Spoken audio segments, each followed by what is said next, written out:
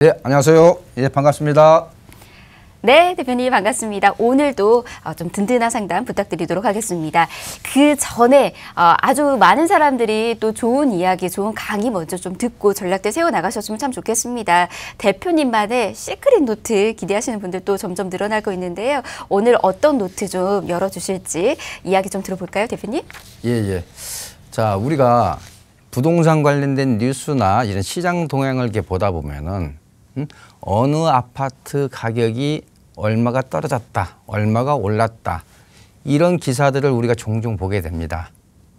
그런데 그런 상품의 그 아파트의 어떤 성격을 우리가 규명하지 않고 올랐나 보다, 떨어졌나 보다 이렇게 생각하시면 안 된다는 겁니다. 그래서 제가 오늘은 2019년도 그래서 오늘은 제가 2019년 금년도 서울의 재개발 시장이라든지 재건축 시장의 어떤 투자 환경이라든지 가격은 어떤 변화가 올 건지 이런 주제를 가지고 말씀 좀 드리도록 하겠습니다. 자, 먼저 서울의 재건축 시장입니다. 서울의 재건축 시장. 서울의 재건축 시장의 환경이 어떻게 바뀌었느냐. 이게 작년하고 금년하고 또 많이 차이가 있습니다. 그런데 이 재건축 투자 환경을 짓누르는 그런 마이너스적인 요소가 크게 한 4가지 정도가 존재를 합니다. 4가지. 첫 번째가 우리가 작년부터 실시되고 있는 게 재건축 초과이익 환수제입니다. 그런데 본격적으로는 이제 금년부터는 재건축 초과이익 이 예정 금액을 통보받는 단지가 많아질 겁니다. 말로 작년부터 실시는 됐습니다만 작년에는 그렇게 통보받은 단지가 그렇게 많지 않았어요. 그 이유는 2017년 말까지 관리처분 인가 신청을 하면 재건축 초과이익 환수를 유예받았잖아요. 그러다 보니까 속도를 많이 내다 보니까 작년에는 이렇게 통보받은 단지가 많지 않았는데 금년도 같은 경우는 이 통보받을 수 있는 단지들이 많이 나올 겁니다. 자, 그렇다면 아무래도 예정 금액이 통보가 되면은 그게 어떤 수지 분석에 포함이 돼야 되기 때문에 투자 환경을 대폭 위축시킬 수 있다는 거죠. 이게 첫 번째 요인이고요. 두 번째는 작년 9.13 대책으로 인해서 대출 규제가 상당히 깐깐해졌죠. 대출 규제가. 그러다 보니까 투자 금액이 상당히 큽니다. 그런데 예를 들어서 매매 가격은 높은데 전세 보증금은 낮다 보니까 투자 원금이 커지는 거죠. 투자 금액이 커지는 거죠. 그러다 보니까 대출은 안 되지 투자 금액은 커지지. 그러다 보니까 투자에 참여하실 수 있는 수요층에 한계가 있다는 거죠. 그래서 이게 이제 두 번째 제한 요건이 되겠고요. 자, 세 번째는 재건축 조합원 지위 양도 금지입니다. 자, 이거는 물론 재작년에 이제 파리 대책에서 나왔습니다만은 기본적으로 이렇습니다. 이제는 조합 설립 인가를 받은 득한 구역에 들어가게 되면 이제는 말 그대로 장기 보유를 해야 합니다. 즉 장기 투자 개념으로 접근이 가능하다는 거죠. 자, 내가 한 3, 4년만 보유했다가 처분하겠다. 이럴 수가 없다는 거죠. 왜냐하면 재건축 조합원 지위 양도 금지 규정에 걸려가지고 지금 예를 들어서 조합 설립 인가를 받은 구역에 내가 들어간다면은 앞으로 7년, 10년을 보유하실 생각을 하시고 들어가야 된다는 겁니다. 이게 이제 세 번째 제한 요건이 되겠습니다. 자, 마지막 제한 요건은 기준시가. 자, 이번에 우리가 공시지가라든지 이런 기준시가가 현실화되다 보니까 아무래도 보유세라고 할 수 있는 재산세라든지 종부세 부담이 상당히 커지고 있습니다. 자, 물론 내년도에도 이제 시장 공정가격 비율이 더 올라가겠죠. 금년도에 5%씩 매년 오르죠. 그러다 보니까 이런 4가지의 어떤 제한 요건이 깔려 있는 게 서울의 재건축 시장의 어떤 투자 환경이라고 보시면 되겠습니다. 따라서 금년도에는 아마 가격이 침체 또는 아예 하락될 가능성이 높습니다. 근데 저는 저 개인적인 생각으로는 침체보다도 오히려 가격 하락 가능성에다가 높게 확률이 높다고 보여집니다. 자, 그 이유는 또 이제 제가 뒤에서 또 별도로 말씀 좀 드리도록 하겠습니다. 그러면은 가장 이 가격을 짓누를 수 있는 요인 중에 첫 번째가 재건축 초과이익 환수인데 우리가 재건축 초과이익 환수 제도를 좀 간략하게 좀 말씀 좀 드리도록 하겠습니다. 자, 작년 1월부터 실시를 하고 있고요. 재건축 부담금을 산출하는 공식을 우리가 알아둘 필요가 있습니다. 계산 산출식이죠. 자, 기본적으로 초과이익에다가 우리가 부과율은 제로에서부터 최대 50%까지입니다. 그래서 초과이익 산출한 게 이제 3천만 원이 넘을 때부터 이제 부과가 됩니다. 자, 그렇기 때문에 수도권이라는 지방 같은 경우는 이 제도가 유명무실합니다. 그렇지만은 특히 서울이나 서울 중에서도 강남권에 위치한 것들은 이 초과이익이 크기 때문에 상당히 세율이 높을 수밖에 없습니다. 그럼 초과이익 산출을 어떻게 하느냐? 일반 분양가입니다. 일반 분양가에서 10년 전에 기준시가를 차감을 합니다. 혹시 근데 추진이 승인 시점하고 이제 10년이 안 되는 경우가 있을 수 있는데 대부분 10년 전이라고 보시면 되겠고요.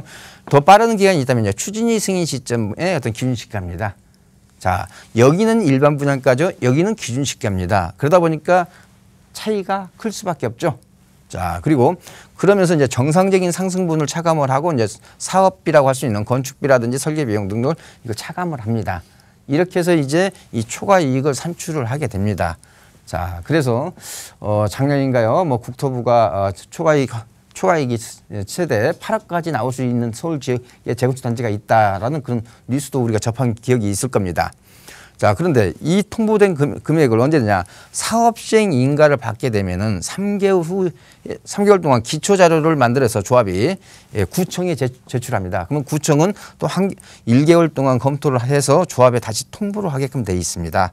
자, 그런데 이게 작년에는 그렇게 많지 않았다는 거죠. 자, 근데 금년에는 이제 많을 수밖에 없죠. 자, 예를 들어서 이렇습니다. 잠실 주공 5단지가 아직 사업 시행 인가를 안 받았습니다.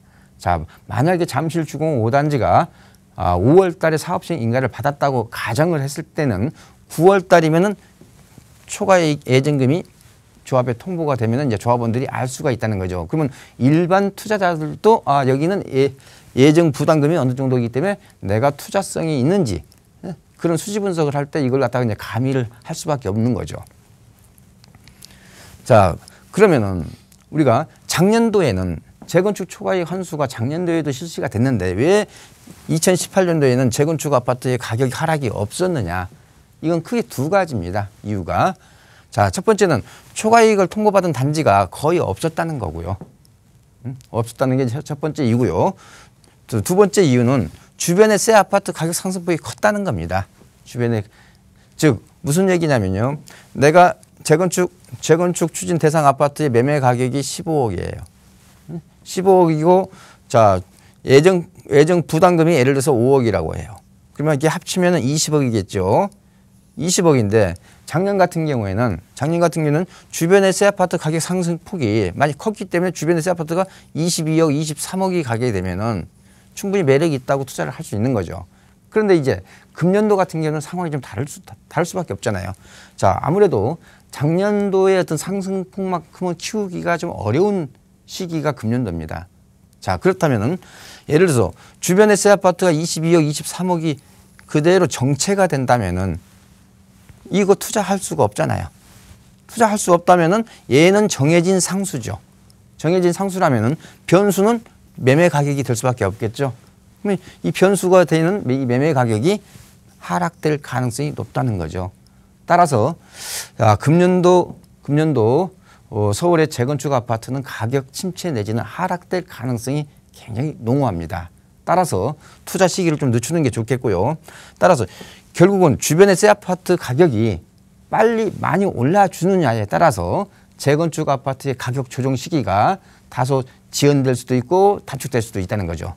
그래서 주변 새 아파트 가격 시세에 따라서 조정받는 기간이 달라질 수 있다는 것도 우리가 알아둘 필요가 있겠습니다. 자, 이번에는 서울의 재개발 시장을 좀 보겠습니다. 재개발 시장. 자, 이렇습니다. 작년도 같은 경우는 재건축 규제가 좀 너무 강하다 보니까 거기에 따른 풍선 효과로 규제가 약한 그런 어떤 수혜 상품으로서 입지가 강화됐습니다. 특히 뉴타운 재개발 출구 전략으로 인해서 갈 지역, 못 갈 지역 이런 게 옥석가리가 다 끝났습니다. 무려 최근 한 5년간 354개 구역이 해제가 됐죠. 자, 그러면서 옥석가리가 다 끝났죠.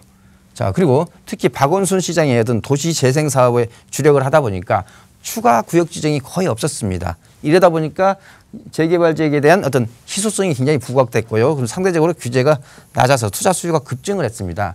그러다 보니까 올해는 어떻게 될 거냐 이거죠. 그래서 저는 작년도에 지분 가격이 너무 급등을 하다 보니까 올해는 좀 조정받을 수 있는 시기다.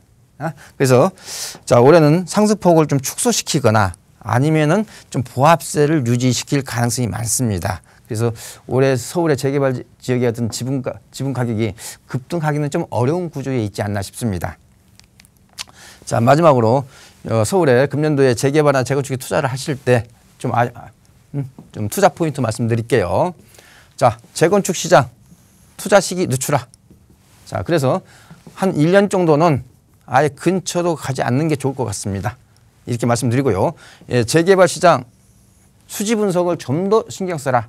잘못했다가는 배꼽이 배보다 더 큰 투자를 할 가능성도 내포되어 있다 하는 거 말씀드리고요. 내가 금액이 좀 적다고 해서 수도권 재개발 재건축의 시장에 관심 갖는 거 가질 필요 없습니다. 왜냐? 오히려 사업이 중단 내지는 장기 표류될 가능성이 많은 지역이 수도권 재건축 재개발 시장입니다. 자, 그 이유는 들어가는 총 사업비는 서울이나 수도권이나 동일하기 때문에 그렇습니다. 그래서 제가 재건축 시장은 투자 시기를 좀 늦추고 재개발에 투자를 하고 싶다면 좀 더 수지 분석을 세밀하게 하고 그다음에 수도권 재개발 재건축은 아예 투자처에서 배제하시는 게 옳을 것 같습니다. 자, 그래서 제가 오늘은 서울 중심으로 재건축 재개발 시장에 대한 투자 환경 전망을 말씀 좀 드렸습니다.